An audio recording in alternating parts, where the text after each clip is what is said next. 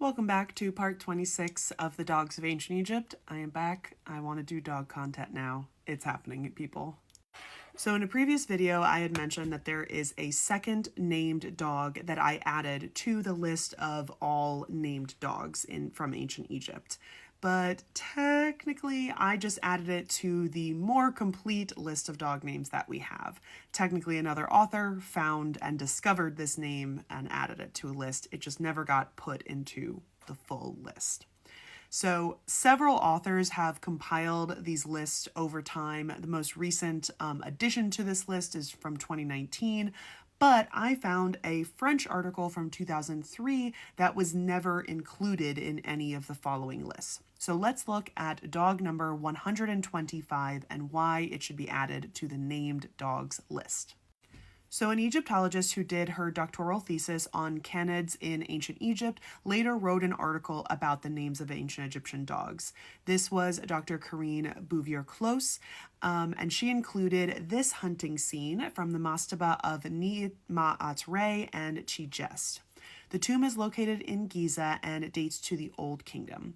There are several dogs in this scene doing the typical things like biting animals, being commanded by a hunter, or being walked on a leash, which I'll show you guys images of now. But only one of these dogs is named, though I am suspicious about another dog which may or may not have some glyphs above its head.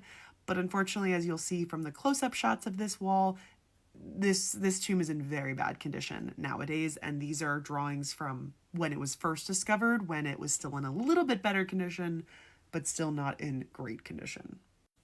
So here we have at least two dogs pulling down an ibex in this scene. Then we have another dog biting the neck of either gazelle or an ibex.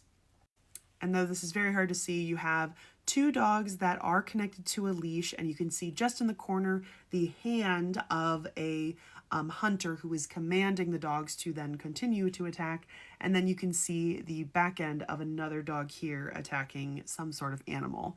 And these are super, super typical. This scene where there is kind of this man kneeling and pointing and showing two dogs that are on a leash is super common, and you find that almost identical versions of this smaller scene in lots of Old Kingdom tombs. And here you have two more dogs, including one that has the name above it. It appears to be, you would read it from, in this case, the right to the left, because you're looking into the faces of all the different animals. So it appears to be a bread loaf, a small viper, and a quail chick. And so this essentially would say Tefu.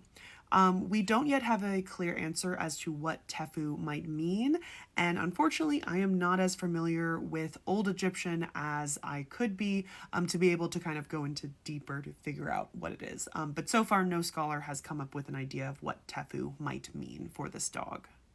So in hunting scenes like this, I tend to actually put these under one entry within my corpus, just because this is all taking place in one scene. All of the dogs are together.